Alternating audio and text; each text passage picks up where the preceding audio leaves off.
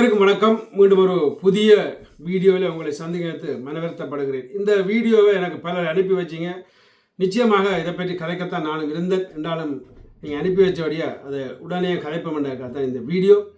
அதாவது யாழ்ப்பாணத்தில் வாழ்கிற மக்களே, புலம்பெயர்ந்த தேசங்களில் வாழ்கிற மக்களே, உங்களுக்கு ஒரு அரசியல் தீர்வு வேணுமா வேண்டாமான்னு எனக்கு தெரியாது. ஆனால் நான் இன்னொரு விடயத்தையும் ஆணித்தனமாக சொல்லுவேன். இவரை போன்ற ஒரு அரசியல்வாதிகள் எங்களுக்கு இருக்கும் பட்சத்தில் எங்களுக்கு ஒரு மண்ணாங்கட்டியும் கிடையாது என்றதை சொல்லுவேன். ஏனென்றால் இவர் ஒவ்வொரு நாளும் நாளாந்தம் போடும் வீடியோ தனது வருமானத்தை நோக்கி போடுகின்றார். அடுத்தது இவர் நாளாந்தமோ அல்லது எப்பப்பெல்லாம் பாராளுமன்றத்தில் தனக்கு கதைக்கிறதுக்கு வாய்ப்பு கிடைக்குதோ இவர் கதைக்கிறது முழுக்க, அதாவது தனது தங்கத்தை சீட் மாற்றி கொடுக்க வேண்டும் என்றும், அடுத்தது தனக்கு இவ்வளவு பாதுகாப்பு இல்லாமல் கிடக்கு கயேந்திரகுமார் என்றும், அதாவது தான் கெட்ட வார்த்தையால் பாராளுமன்ற உறுப்பினர் கயேந்திரகுமார் தனக்கு பேசிட்டார் என்றும் தன்னை பற்றியே எப்பவும் கதைச்சு கொண்டிருக்கக்கூடிய ஒரு மனிதன். இப்போ அது இந்த வாக்கு செலுத்தின உங்களை பற்றி இவர் கதைத்ததும் இல்லை, இனி கதைக்க போகிறதும் இல்லை. அப்படி புகழ்ந்து கதைக்க போனால் உடனே ராஜபக்ச குடும்பத்தை புகழ்ந்து கதைக்கக்கூடிய ஒரு சிறப்பான மனிதன். அதாவது மற்றவர் எல்லாரையும், அதாவது தமிழ் கட்சிகள், ஈழத்தில் உள்ள தமிழ் கட்சிகள் அனைத்தையும் கேவலப்படுத்துவதில் நம்பர் 1. தமிழ்நாட்டில் உள்ள, அதாவது தனக்கு பிடிக்காத கட்சிகள் அனைத்தையும் கேவலப்படுத்துவதில் நம்பர் 1.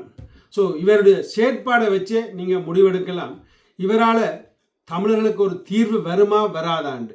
ஸோ இவர் எப்பயாவது ஏதேனும் ஒரு போராட்டத்தை பற்றியா அல்ல ஏதேனும் ஒரு திட்டத்தை பற்றியா ஏதேனும் ஒரு மக்களுக்கு தீர்வை பற்றியா ஒன்றும் கதைக்க போகிறதும் இல்லை, கதைக்க தெரியாது. அவருக்கு தேவையானது தனது சுயநில சுரங்கம், தனக்கு தந்த வாழ்க்கையை நல்ல எவ்வளோத்துக்கு ஸ்ட்ராங்காக வச்சிருக்கணும் தன் வாழ்க்கையை இந்த இலங்கையில் அப்படி வச்சிருக்கிறதுக்கு இப்போ மெல்ல மெல்ல பிளான் போட்டு கொண்டு வரேன். ஸோ இப்போ பார்த்தீங்களா இருந்தால் இவர் ஒரு விடுகதை ஒன்று போட்டு கொண்டு வந்தேன். அந்த விடுகதையில் விளக்கங்களை நானும் விடுகதையாகி உங்களுக்கு போடுறேன். நான் பேர் ஒன்றும் சொல்ல இல்லை. அதாவது நான் அவையோட நான், அதாவது அந்த குழுவோடு நான் எதிர்ப்பு இல்லை. ஆனால் ஏன் நான் பேசலைன்னா வேண்டாம், அதாவது வேறு மாதிரி நீ போவோம் காத்தேன். அது இவர் சொன்னார், கிளிநொச்சியில் அவர் வெளிநாட்டிலேருந்து அங்கே பெரிய ஒரு பூங்கா கட்டி போட்டு கிட்டத்தட்ட சொல்ல போனால் 150 பெண்களுக்கு வேலை கொடுத்துருக்கிறார். ஸோ 150 பெண்களுக்கு வேலை கொடுத்துருக்கார். அதை விட தங்களோட குடும்பாக்களுக்கும் வேலை கொடுத்துருக்கிறார். அப்படி இப்படின்னு கேவலமாக வேலை கொடுத்துருக்காருன்றது கேவலம் இல்லைன்னு எனக்கு தெரியும். ஆனால் அதை அவர் சொல்கிற விதத்திலேயே எங்களால் புரியக்கூடியதாக இருக்கும். அவ்வளோத்துக்கு நாங்கள் முட்டாள் இல்லை. அதை விட யாழ்ப்பாணத்திலே 150 பேருக்கு வேலை கொடுத்துருக்கிறார். இவரெல்லாம் ஒரு பெரிய மனிதன், இவரெல்லாம் அது இது என்ற மாதிரியான கருத்துக்களை அதை நாசமாக்கும் எண்ணத்தோட தூவி கொண்டிருக்கின்றார்.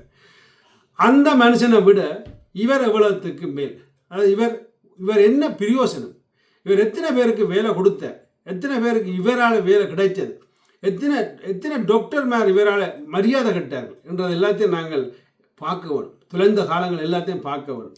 ஸோ அப்படி ஒரு கேவலமான வசனங்களை பயன்படுத்தக்கூடிய இந்த பாராளுமன்ற உறுப்பினர் இவர் தமிழர்கள் பிரதிநிதி என்று இப்போ நாங்கள் சொல்கிறதே வெட்கப்பட வேண்டி கிடக்கு. அடுத்தது இந்த டட்டுவை பற்றி உண்மையை சொல்லப்போனால் ஒரு வசனத்தை சொன்னார். அந்த வசனம் வன்மையை நான் கண்டிக்கிறேன். வெள்ளக்காரன் வெளிநாட்டில் இருக்கிறவங்களெல்லாம் டட்டு குத்திவெல்லாம் காவாளியல் என்ற மாதிரி சொன்னார்.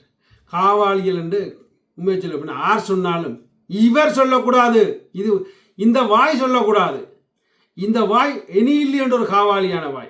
இந்த காவாலியான வாய், இந்த ஒரு அதாவது கேவலம் கெட்ட ஒரு வாய், அந்த வெள்ளக்காரரை காவாலி என்று சொல்லுது. ஆறு எல்லாம் அவனெல்லாம் அப்படி என்ன பொறுத்தவரை இங்கே உள்ள மில்லியோனரும் டட்டு குத்தி இருப்பான், பெரிய பெரிய ஃபுட்பால் பிளேயர் மேலும் டட்டு குத்தி இருப்பாங்க. அதை டட்டு குத்துறது குத்தாது அவை வேண்டிய விருப்பம். அது குத்தினால் சில பேருக்கு வருத்தம் வருது, அதில் மாற்றுக்கிறது இல்லை. ஆனால் அதற்காக இவர் சொல்கிற மாதிரி இங்கே வெள்ளக்காரரும் காவாலியும் இல்லை. அவங்க பார்க்க டட்டு குத்தி தோடு குத்தி பார்க்க கம்பீரமாக இருந்தாலும் கதைச்சி பார்த்தா குழந்தைகள் அவங்க. இவரை மாதிரி ஒரு ஆட்களாக இருக்க முடியாது. இவரெல்லாம் குழந்தை மாதிரி இருந்தாலும் உள்ளுக்குள்ளே எரிந்து செல்லக்கூடியவர்கள், அப்படி குத்தவர்கள். ஸோ இவர் மொத்தத்தில் சொல்லப்போனால் தன் நிலத்துக்காக அரசியல் இலங்கையில் செய்கிறார் மாற்று கருத்து இல்லை. தமிழர்களே, இவரால் உங்களுக்கு ஒரு இதுவும் கிடைக்க போகிறதும் இல்லை. இவர் இன்னும் இருக்கிற உதாரணத்துக்கு சொல்ல போனால் அந்த 150 பேருக்காவது அந்த வேலை கொடுக்குது, அந்த மக்களுக்கு ஏற்ற மாதிரி ஏதோ ஒன்று செய்யுது, தன் காசை கொண்டு அந்த கொட்டி செலவழிக்குது, அந்த காசை அந்த செய்யுது, அந்த மில்லர் என்று படம் பேர் வச்சாலும் பேர்ந்து வந்து மக்கள் எல்லாரும், அதாவது யூடியூபர் எல்லாரும் பேரை மாற்றுங்கன்னு சொன்னோன்னா உடனே பேரை மாற்றிச்சுது. நிச்சயமாக வரவேற்கத்தக்கது, அதில் மாற்றுக்கிறது இல்லை. அப்படியான விடயங்கள் எல்லாத்தையும் வந்து செய்திருக்குது. ஆனால் இவர் அப்படியான ஆள் இல்லை. நம்பி நடக்காதீங்கன்னு சொல்லிக்கொண்டு விடப்படுகிறேன். இவருடைய கூத்து மேலும் தொடரும் என்றால் உங்களுக்கு தெரியும், இவரால் ஒரு நாளும் வீடியோ போடாமல் இருக்க முடியாது. ஏன்னா அதுதான் அவருடைய மெயின் வருமானத்தை.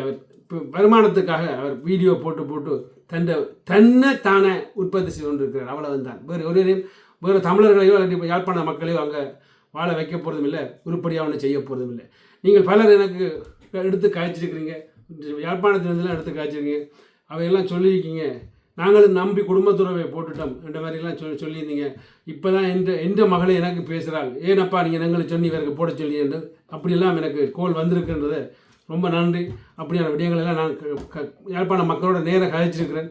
ஆனால் இவருக்கு அது இன்னும் தெரியாது. இவர் நினச்சி கொண்டிருக்கார் தான் சொல்கிறது தான் மக்கள் எல்லாம் கேட்டுக்கொண்டிருக்கார் என்றதை மொக்குத்தனமாக நம்பிக்கொண்டிருக்க ஒரு மொக்கு மனிதனிடம் சொல்லிக்கொண்டு உங்களது விட வருகிறேன். நன்றி, வணக்கம்.